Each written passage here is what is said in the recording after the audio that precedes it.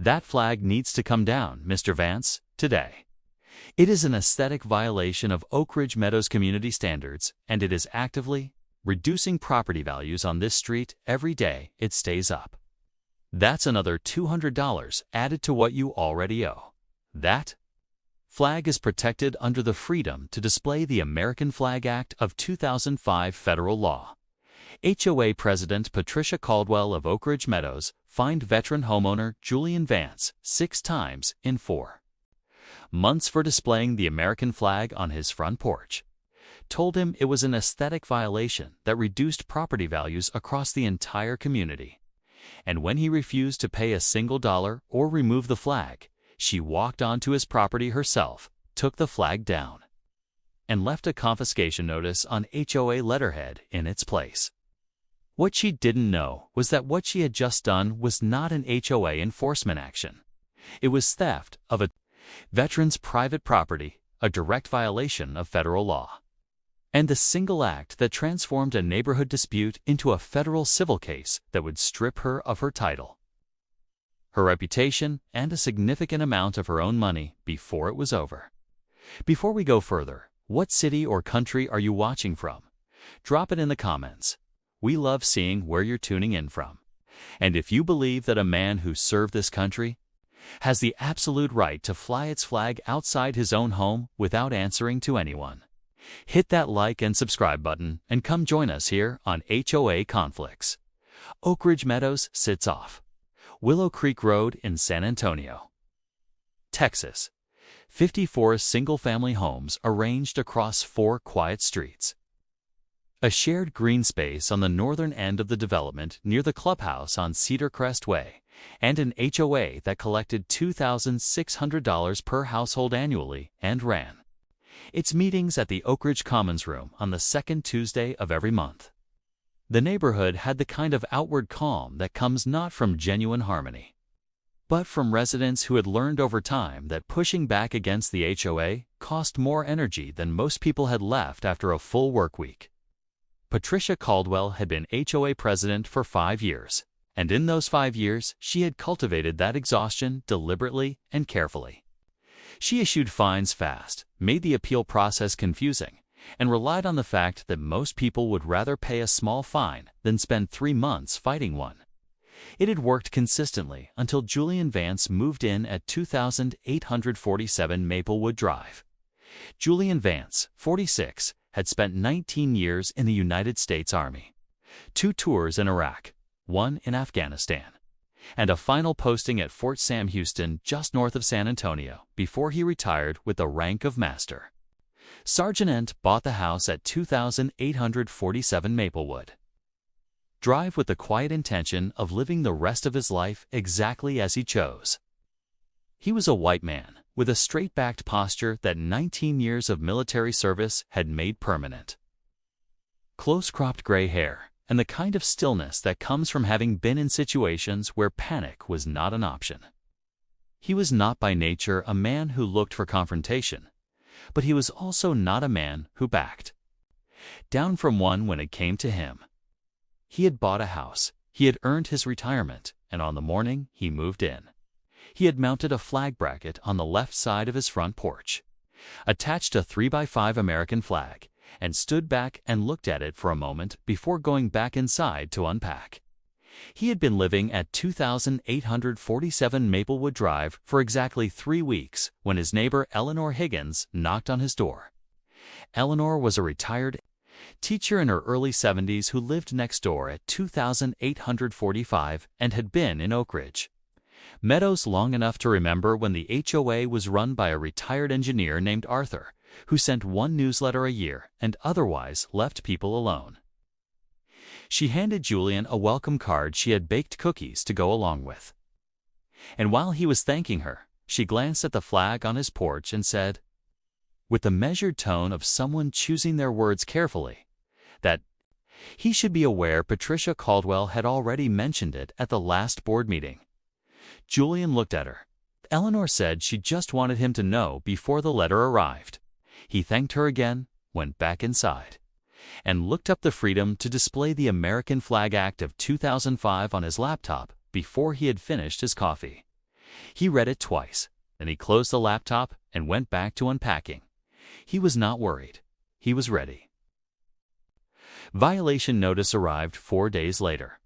It was printed on official Oak Ridge Meadows HOA letterhead, signed by Patricia Caldwell, and cited Section 4.7 of the Oak Ridge Meadows Community Appearance Standards, a clause that gave the HOA authority to regulate exterior decorations that in the board's determination negatively impacted the aesthetic consistency and property values of the community. The flag, the notice stated, constituted such a violation.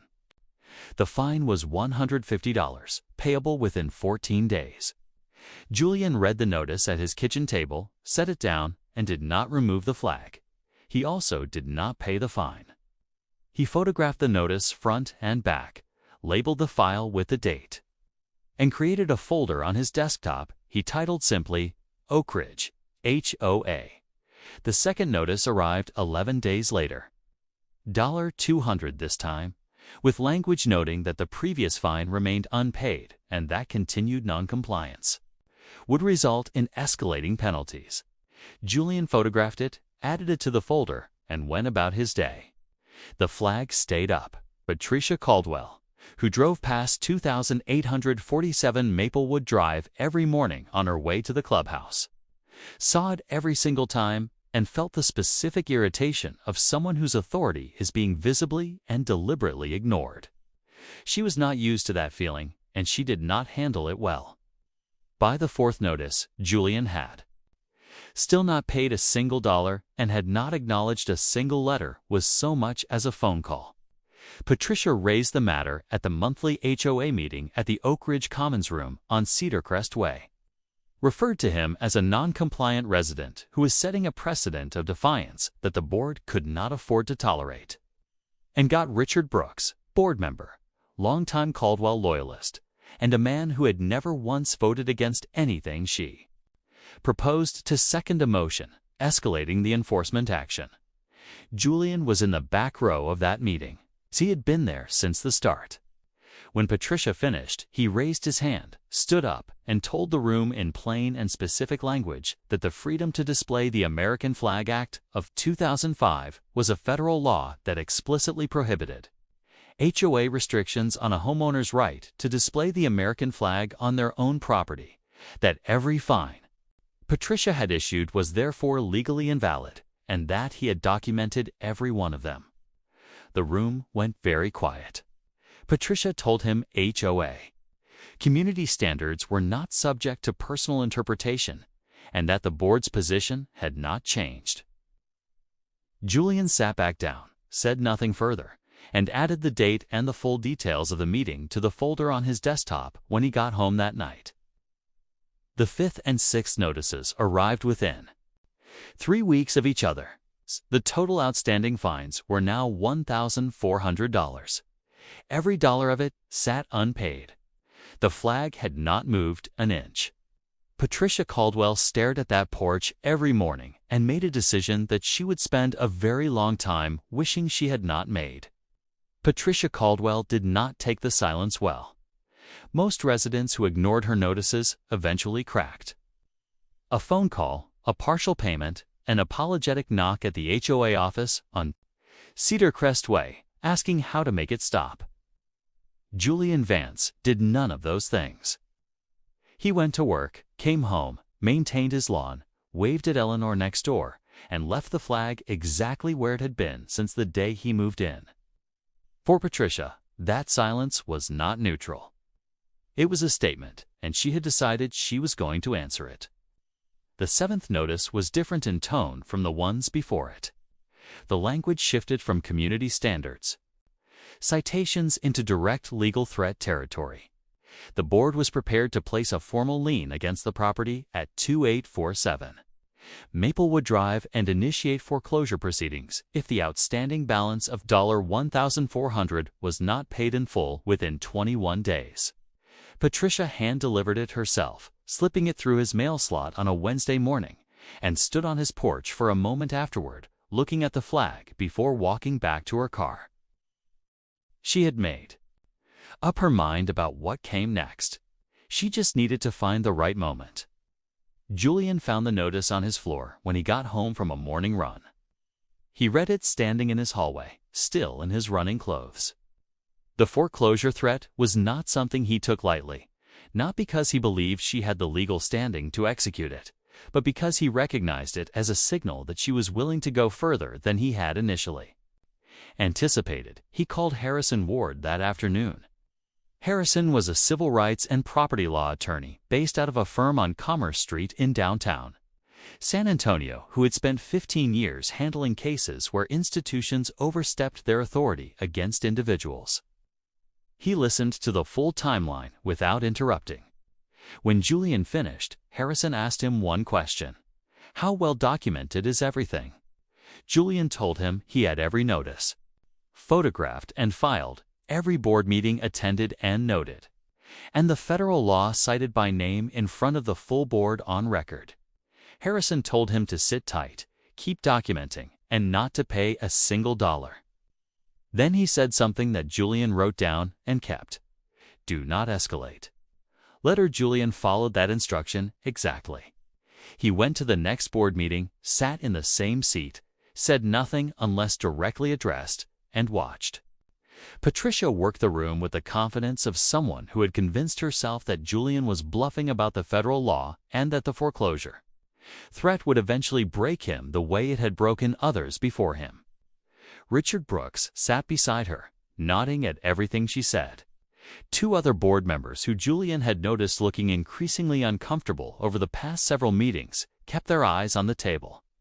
Eleanor Higgins sat 3 rows back and caught Julian's eye once during the meeting.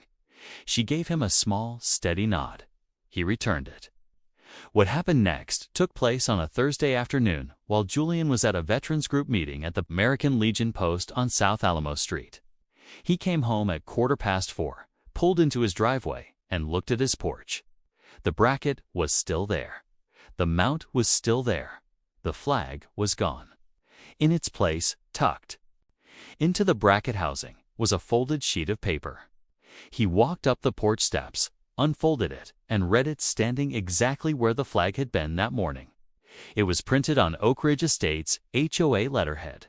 It informed him that his American flag had been confiscated by the Oak Ridge Estates HOA board as a formal community standards enforcement action, that it would be held at the HOA office on Cedar Crest Way, and that it would not be returned until all outstanding fines totaling $1,400 were paid in full. It was signed at the bottom by Patricia Caldwell, HOA president, in blue ink. Julian read it once, folded it carefully, put it in his pocket, went inside, and called Harrison Ward. When Harrison answered, Julian said 4 words. She took the flag. There was a brief silence on the other end of the line. Then Harrison said, I'll file tomorrow morning. Harrison Ward filed the following morning at the Bexar County Courthouse on Dolorosa Street, and the filing was not quiet.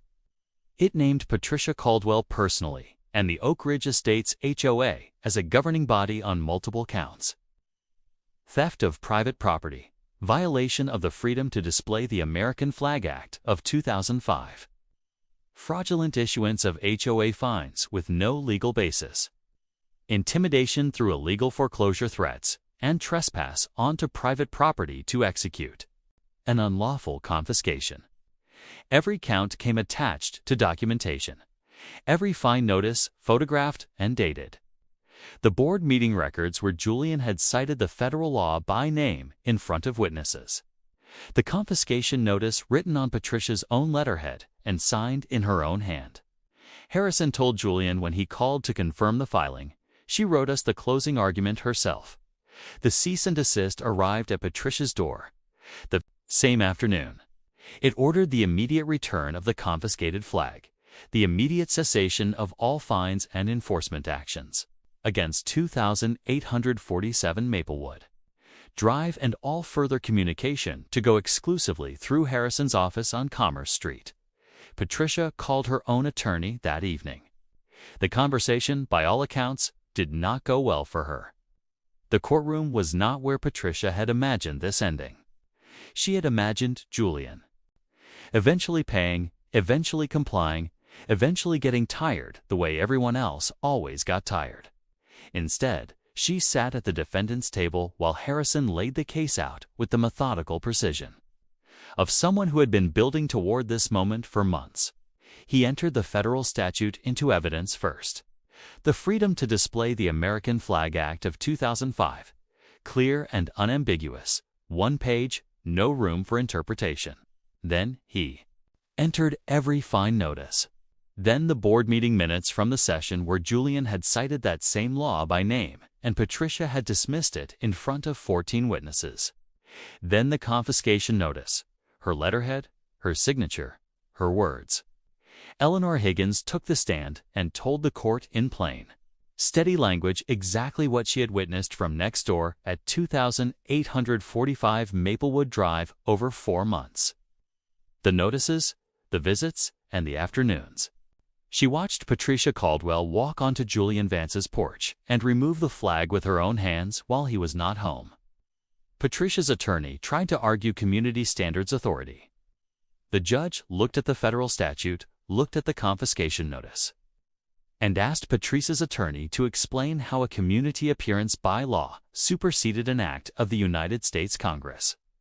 The answer that came back did not satisfy anyone in that courtroom, including Richard Brooks, who was sitting in the gallery and had already quietly contacted his own separate attorney 2 weeks prior. The flag was on Julian Vance's porch before the week was out. The ruling came down on every count, and it came down hard. Patricia Caldwell was found personally liable for theft of private property, violation of federal law, fraudulent issuance of HOA fines, and unlawful foreclosure threats used as coercion against a homeowner. She had no legal authority over on the matter in question. She was ordered to pay Julian Vance's full legal fees out of her own pocket. She paid damages for 4 months of harassment, illegal fines, and the theft and unlawful detention of his personal property. The confiscation notice she had written on her own letterhead and signed with her own name was entered into the permanent court record as Exhibit A, a document that would follow her name in any future legal search for the rest of her professional life. The HOA was ordered to void every fine ever issued to Julian Vance and to issue a formal written acknowledgement that the display of the American flag at 2847 Maplewood Drive was fully protected under federal law and not subject to any HOA rule, fine, or enforcement action of any kind. That acknowledgement was recorded permanently at the Bexar County Clerk's office on Dolorosa Street. Anyone can pull it. The state HOA Regulatory Board opened a separate investigation into Patricia's full 5-year tenure as president. The pattern that emerged was not surprising to anyone who had been paying attention. A consistent history of issuing fines for violations with no basis in the actual governing documents, selective enforcement against residents who questioned her authority, and an appeal process deliberately designed to exhaust rather than resolve. 3 previous residents who had paid fines they should never have received were notified and given the option to pursue their own claims. Richard Brooks resigned from the board the day the regulatory investigation was announced and released a statement that expressed deep personal regret about decisions made under previous leadership, which is a very polished way of saying he saw the exit and took it without looking back. The remaining board members followed within the week. Patricia Caldwell was removed as HOA president and did not contest it. She had nothing left to contest it with. Julian Vance went home, walked up his porch steps, and mounted the flag back in the same bracket on the same wall in the same position it had been in since the first morning he moved into 2847 Maplewood Drive. He did not make a speech. He did not call the press. He just put it up, stepped back, and went inside. The flag was still there the next morning, and the morning after that. If you or someone you know has had their rights walked over by an HOA that forgot who it actually works for, drop your story in the comments. Every single one gets read. Subscribe to HOA Conflicts for more.